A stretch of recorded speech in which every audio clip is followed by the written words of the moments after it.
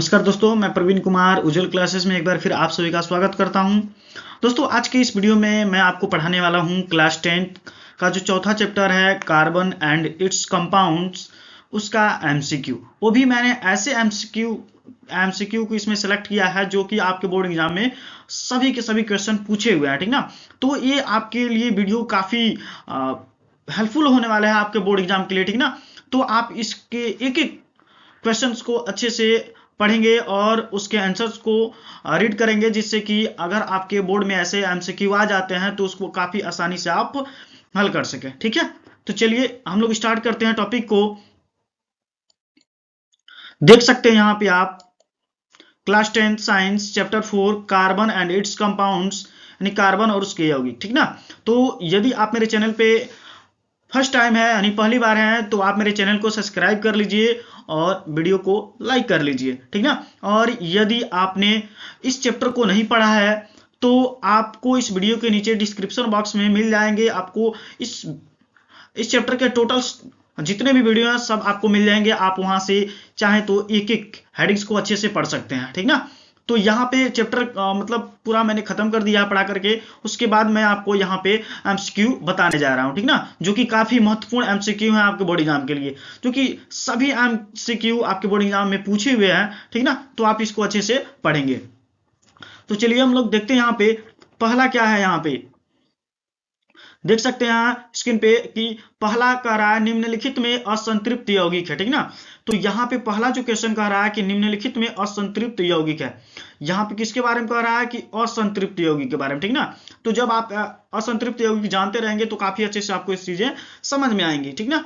तो यहाँ आप देख सकते हैं ऑप्शन ए में दे रहा है CH4, बी में दे रहा है CH2H6, सी में दे रहा है CH3 single bond C double bond O single bond OH, और डी में दे रहा है CH2H4। तो इसमें कौन सा ऑप्शन सही होगा, ठीक ना। तो यहाँ पे आपका ऑप्शन नंबर डी सही होगा, ठीक है। CH2H4 यह असंतृप्त यौगिक है, ठीक ना। आप याद रखेंगे C2H4 एक असंतृप्त यौगिक है, ठीक है। दूसरा क्वेश्चन देखेंगे आप क्या कर रहा है। एल्कीन श्रेणी का प्रथम सदस्य है, एल्कीन श्रेणी का प्रथम सदस्य कौन है। तो यहाँ पे कह रहा है मेथेन, एथेन, एथिलीन, एसिटिलीन, ठीक ना। तो यहाँ पे आपका ऑप्शन नंबर बी सही होगा दोस्तों। यहाँ पे एथेन, क्या सही होगा, एथेन आपका यहाँ पे एल्कीन श्रेणी का जो प्रथम सदस्य होगा एथेन, क्योंकि उसमें मेथेन बनता ही नहीं है, ठीक ना। चलिए बात करते हैं नेक्स्ट क्वेश्चन की। हम तीसरा जो क्वेश्चन है क्या कह रहा है, देख सकते हैं यहाँ पे कह रहा किसी एक त्रिआबंध यानी ट्रिपल बॉन्ड वाले हाइड्रोकार्बन का अणु सूत्र होता है। तो क्या होता है, ऑप्शन ए में देख सकते हैं यहाँ पे ऑप्शन ए में क्या दे रहा है CnH2n+2 होता है, CnH2n, तीसरा में दे रहा है CnH2n-2 होता है, और इनमें से कोई नहीं, ठीक ना। तो यहाँ पे आप बताएंगे कि इसमें ऑप्शन नंबर आपका कौन सा सही होगा, ठीक ना। तो यहाँ पे आपका ऑप्शन नंबर दोस्तों यहाँ पे देखेंगे आपका ऑप्शन नंबर सी सही होगा, ठीक ना। यहाँ पे आपका ऑप्शन नंबर सी सही होगा CnH2n-2, ठीक ना। तो ट्रिपल आबंध यानी ट्रिपल बॉन्ड वाले हाइड्रोकार्बन का अणु सूत्र CnH2n-2 होता है, यानी इसको आप बोल सकते हैं एल्काइन, ठीक ना। ये एल्काइन का फार्मूला होता है CnH2n-2, ठीक है। तो यहाँ पे देखेंगे, अब यहाँ पे देखिए यहाँ पे होता है एल्केन का सूत्र, ये होता है एल्कीन का सूत्र, और ये होता है एल्काइन का सूत्र, याद रखेंगे, ठीक है। चौथा है आप क्या करा क्वेश्चन किसी एक द्विआबंध वाले हाइड्रोकार्बन का अणु सूत्र होता है। तो अब चौथा में कह रहा है कि किसी एक द्विआबंध वाले हाइड्रोकार्बन का अणु सूत्र होता है, तो बताएंगे CnH2n, ऑप्शन ए में। बी कह रहा है CnH2n-2 होता है, सी कह रहा है CnH2n+1 होता है, और CnH2n+2 होता है। तो यहाँ पे जो चौथा नंबर का है ऑप्शन, उसमें पहला ऑप्शन सही होगा आपका, ठीक ना। यहाँ पे क्या होगा, ऑप्शन ए सही होगा, CnH2n होता है, ठीक है।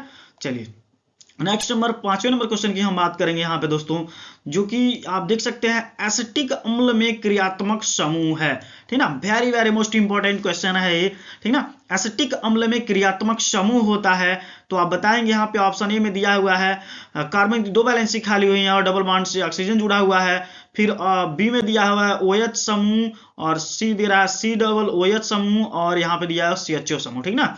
तो एसिटिक अम्ल में क्रियात्मक समूह होता है, ऑप्शन नंबर यहाँ पे सी सही होगा आपका, ठीक ना। क्या होगा? सी सही होगा, C डबल OH होता है, ठीक है। क्या होता है? C डबल OH होता है। चलिए 6 नंबर क्वेश्चन का रहा, निम्नलिखित किस यौगिक में अल्कोहलिक समूह उपस्थित होता है? निम्नलिखित किस यौगिक में अल्कोहलिक समूह उपस्थित होता है? तो ऑप्शन ए में देख सकते हैं CH3 CO single bond OH, बी का रहा CH3 single bond CH2 OH और C6H5 OH और H सिंगल बॉन्ड OH, ठीक ना। तो यहाँ पे आपका ऑप्शन नंबर बी सही होगा यहाँ पे, ठीक ना। आप देख रहे हैं कि लास्ट में क्या जुड़ा हुआ है? OH समूह जुड़ा हुआ है, ठीक ना। तो ये क्या है? एथिल एल्कोहल का फार्मूला है। आई बात समझ में? चलिए नेक्स्ट क्वेश्चन पे हम लोग चलते हैं। नेक्स्ट क्वेश्चन क्या कह रहा है? आप देखिए 7वां नंबर जो क्वेश्चन है, कह रहा प्रोपेनॉल में कौन सा प्रक्रियात्मक समूह है, ठीक ना। प्रोपेनॉल में कौन सा क्रियात्मक समूह है? तो ऑप्शन ए में देख सकते हैं आप, क्या दे रहा है? ऑप्शन ए में देख सकते हैं कीटोन दे रहा है, अल्कोहल दे रहा है, एल्डिहाइड दे रहा है, कार्बोक्सिलिक दे रहा है, ठीक ना। तो यहाँ पे आपका ऑप्शन नंबर यहाँ पे सी सही होगा दोस्तों। यहाँ पे क्या? एल्डिहाइड। क्या सही होगा यहाँ पे? आपका ऑप्शन नंबर एल्डिहाइड यानी सी सही होगा, CHO, ठीक है। तो प्रोपेनॉल में कौन सा प्रक्रियात्मक समूह होता है? तो बताएंगे एल्डिहाइड यानी CHO। 8वां क्वेश्चन का रहा, एसिटिक अम्ल का IPSC नाम क्या है? एसिटिक अम्ल का IPSC नाम क्या है? तो आप बताएंगे एसिटिक अम्ल का IPSC नाम होता है, यहाँ पे ऑप्शन ए में देख सकते हैं एसिटिक अम्ल होता है, एथेनोइक अम्ल होता है, मेथेनोइक अम्ल होता है और प्रोपेनोइक अम्ल होता है। तो यहाँ पे आपका कौन सा ऑप्शन नंबर सही होगा? तो यहाँ पे आप बताएंगे आपका ऑप्शन नंबर बी सही होगा, एथेनोइक अम्ल, ठीक है। यहाँ पे आपका ऑप्शन नंबर बी सही होगा, ठीक है। 9 नंबर क्वेश्चन का रहा है HCHO का IPSC नाम क्या है, ठीक ना। यहाँ पे देख सकते हैं ये में दे रहा है फॉर्मल्डिहाइड, मेथेनॉल और फार्मिक अम्ल, ठीक ना। तो यहाँ पे आप ऑप्शन नंबर 9 में आप बताएंगे मेथेनॉल सही होगा, यानी HCHO का IPSC नाम मेथेनॉल होता है। 10 नंबर क्वेश्चन का रहा, एथिल एल्कोहल C2H5OH का IPSC नाम क्या है, ठीक ना। तो यहाँ पे ऑप्शन ए में दे रहा है मेथेनॉल, बी में दे रहा है एथेनॉल, सी में दे रहा है एथेनॉल, डी में दे रहा है प्रोपेनॉल। तो यहाँ पे आपका ऑप्शन नंबर सी सही होगा, एथेनॉल, ठीक ना। यहाँ पे आपका ऑप्शन नंबर सी सही होगा, एथेनॉल, ठीक है। नेक्स्ट क्वेश्चन देखते हैं। 11 नंबर क्वेश्चन में कह रहा है कि कौन सा कार्बनिक यौगिक असंतृप्त यौगिक है? कौन सा कार्बनिक यौगिक असंतृप्त यौगिक है? तो आप बताएंगे आपका ऑप्शन नंबर सी, एथिलीन आपका कार्बनिक असंतृप्त यौगिक है, ठीक है। 12 नंबर क्वेश्चन में देख सकते हैं संतृप्त हाइड्रोकार्बन में नहीं होता है। संतृप्त हाइड्रोकार्बन में नहीं होता है एकल बंध, चतुष्फलकीय संरचना और सी सिंगल बॉन्ड सी बंद कोण और 109 अंश 28 मिनट और डी का रहा सी डबल बॉन्ड डी, यानी सी, यानी आपका संतृप्त हाइड्रोकार्बन में नहीं होता है सी डबल बॉन्ड सी, यानी आपका ऑप्शन नंबर डी यहाँ पे सही हो जाएगा, ठीक है। 13 नंबर क्वेश्चन में कह रहा है कार्बनिक यौगिकों का मुख्य स्रोत है। कार्बनिक यौगिकों का मुख्य स्रोत कोल तार है, पेट्रोलियम है, कोल तार तथा पेट्रोलियम इनमें से कोई नहीं। तो यहाँ पे आपका ऑप्शन नंबर दोस्तों सी सही होगा, यहाँ पे कोल तार तथा पेट्रोलियम। 14 नंबर क्वेश्चन में कह रहा है निम्नलिखित में सजातीय युग्म है। 14 नंबर क्वेश्चन कह रहा है कि निम्नलिखित में सजातीय युग्म है CH4 तथा C2H4 और CH3OH तथा CH3CHO और सी कह रहा है HCHO तथा CH3CHO और डी कह रहा है C2H5OH तथा CH3OCH3। यहाँ पे आपका ऑप्शन नंबर दोस्तों सी सही होगा, ठीक ना, CHCHO तथा CH3CHO, ठीक है। चलिए नेक्स्ट नंबर क्वेश्चन क्या कर रहा है देखते हैं। नेक्स्ट क्वेश्चन क्या कह रहा है, यहाँ पे देख सकते हैं निम्नलिखित में एल्कीन का सूत्र है, ठीक ना। मैंने बताया ना कि बहुत से ज्यादा क्वेश्चन पूछे जाते हैं आपके बोर्ड एग्जाम में, ठीक ना। तो very very most important question है कि निम्नलिखित में एल्कीन का सूत्र है। तो बताएंगे CH4H10, सी बी दे रहा है C4H6, C4H8 और C2H12, ठीक ना। तो यहाँ पे 15 नंबर आपका ऑप्शन नंबर सही होगा, यहाँ पे सी, ठीक है। आपका ऑप्शन नंबर क्या होगा? सी सही होगा, C4H8। 16 नंबर क्वेश्चन में कह रहा है निम्नलिखित में एल्काइन का सूत्र है। तो निम्नलिखित में एल्काइन का सूत्र है, आप ऑप्शन ए में देख सकते हैं C3H6, बी में कह रहा है C2H6, सी में कह रहा है C6H6 और डी में कह रहा है C3H4। तो 16 नंबर क्वेश्चन में आपका डी सही होगा, ठीक ना, C3H4। 17 नंबर क्वेश्चन कह रहा है कार्बनिक यौगिक और कार्बनिक यौगिकों की तुलना में क्या होते हैं। तो ऑप्शन ए में जरा जल में अधिक घुलनशील होते हैं, बी कह रहा है सामान्यतः यह जटिल नहीं होते तथा इनका अणुभार कम होता है, सी कह रहा है जल में वे शीघ्र आयनित होते हैं, और डी कह रहा है इनका क्वथनांक व गलनांक अपेक्षाकृत कम होता है। तो यहाँ पे आपका ऑप्शन नंबर डी सही होगा, इनका क्वथनांक व गलनांक अपेक्षाकृत कम होता है, ठीक है। नेक्स्ट क्वेश्चन देखते हैं दोस्तों। यहाँ पे 18 नंबर क्वेश्चन क्या कर रहा है कि एस्टल्डिहाइड का आईयूपीएसी नाम है। एस्टल्डिहाइड का आईयूपीएसी नाम क्या है, 18 नंबर क्वेश्चन कह रहा है।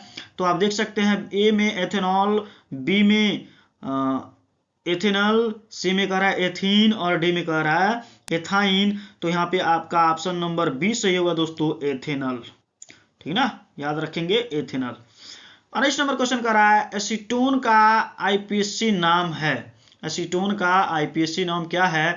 तो ऑप्शन ए में देख सकते हैं आप, यहाँ पे करा ब्यूटेनोन, बी में करा प्रोपेनोन, सी में करा ब्यूटेनोन और डी में करा प्रोपेनोल। तो यहाँ पे आपका 19वां नंबर क्वेश्चन में आपका ऑप्शन नंबर सही होगा बी, ठीक ना, प्रोपेनोन। क्या होगा, एसीटोन का जो आईपीएसी नाम होगा वो होगा प्रोपेनोन।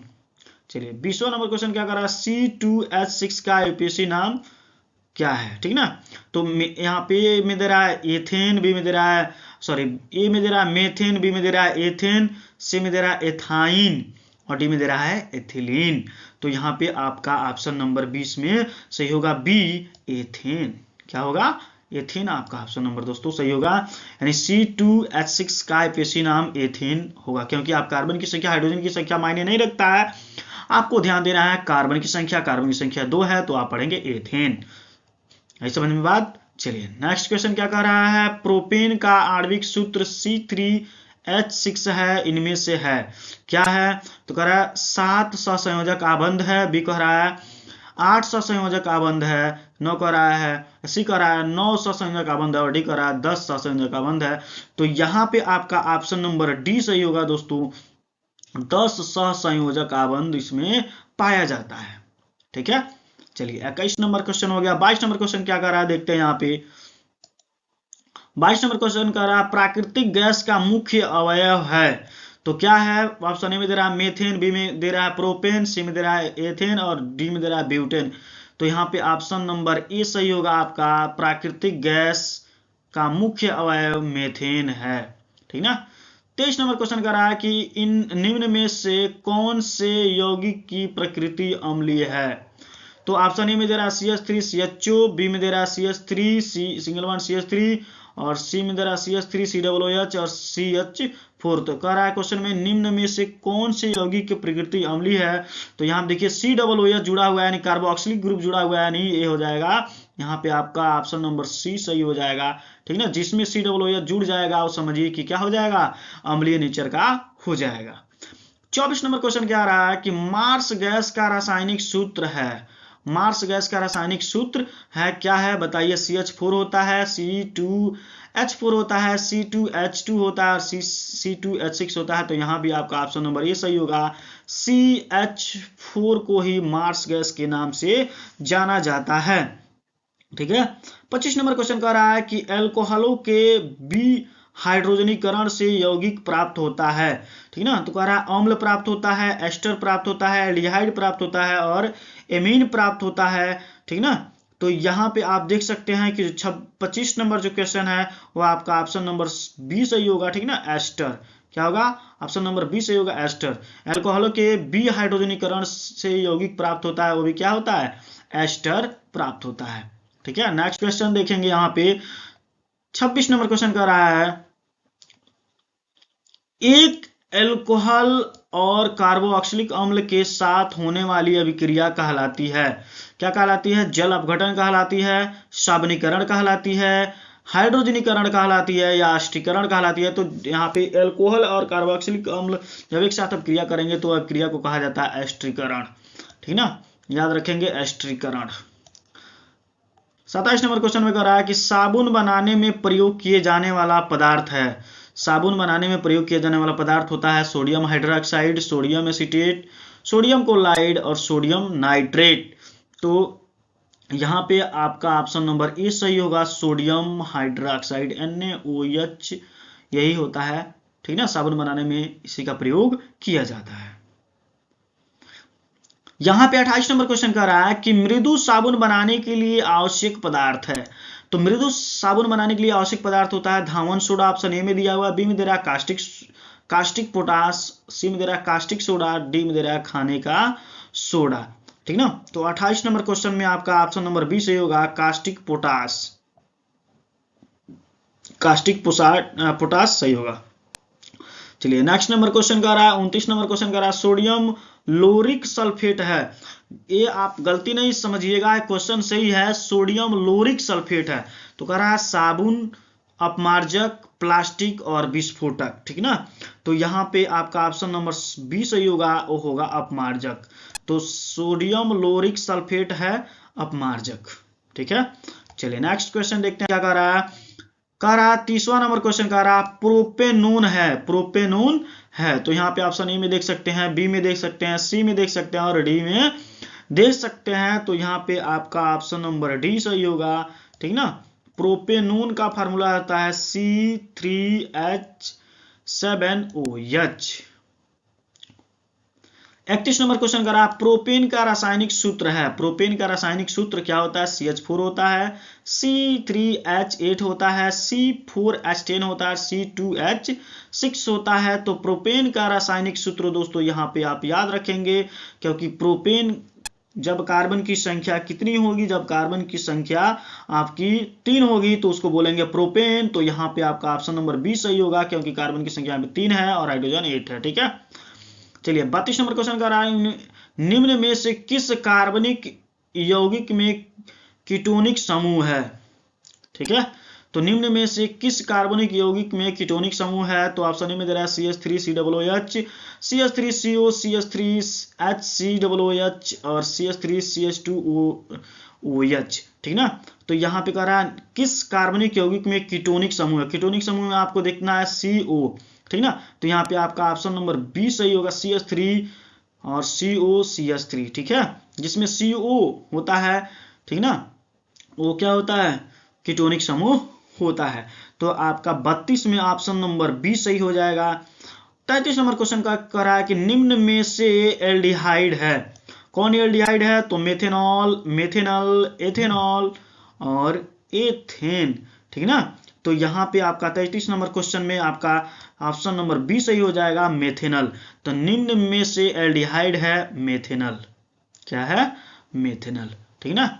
चलिए नेक्स्ट क्वेश्चन क्या कर रहा है देखते हैं। यहाँ पे 34 नंबर क्वेश्चन का आ रहा है, यहाँ पे देख सकते हैं ब्यूटेनोन का क्रियात्मक समूह है। ब्यूटेनोन का क्रियात्मक समूह क्या है। तो यहाँ पे देख सकते हैं, यहाँ पे क्रियात्मक समूह OH है, फिर CHO है, ठीक ना। यहाँ पे कीटोन है और यहाँ पे कार्बोक्सिलिक अम्ल है, ठीक है। कार्बोक्सिलिक समूह है, तो यहाँ पे चारों समूह है। कह रहा है कि ब्यूटेनोन का क्रियात्मक समूह है। तो यहाँ पे आपका ऑप्शन नंबर सी सही होगा, C+O, यानी यही आपका क्रियात्मक समूह सही हो जाएगा, ठीक है। इस लेक्चर का लास्ट जो क्वेश्चन है क्या कह रहा है 35 नंबर, निम्नलिखित में से किसका उपयोग इत्र बनाने में होता है। इसमें से किसका उपयोग सेंट बनाने में, परफ्यूम बनाने में प्रयोग किया जाता है। तो ऑप्शन ए में जरा एथेनॉइक अम्ल में एथेनॉल, एस्टर और एथेन। तो इसमें से आपका ऑप्शन नंबर सी सही हो जाएगा, एस्टर, ठीक ना। यहाँ पे आपका ऑप्शन नंबर सी सही हो जाएगा। निम्नलिखित में से किसका उपयोग इत्र बनाने में होता है। तो बताएंगे एस्टर का, ठीक है दोस्तों। तो ये जो आपके 35 क्वेश्चन है, ये आपके बोर्ड एग्जाम के लिए काफी महत्वपूर्ण है दोस्तों। आप इसको अपने कॉपी पे नोट कर लीजिएगा और अच्छे से लर्न कर लीजिएगा, क्योंकि इसमें से 100% गारंटी के साथ कह रहा हूं कि आपको क्वेश्चन मिलने वाले हैं आपको बोर्ड एग्जाम में, ठीक है। तो आज की वीडियो में इतना ही दोस्तों, नमस्कार, फिर मिलते हैं हम लोग नेक्स्ट वीडियो में। थैंक्स फॉर वॉचिंग वीडियो, जय हिंद।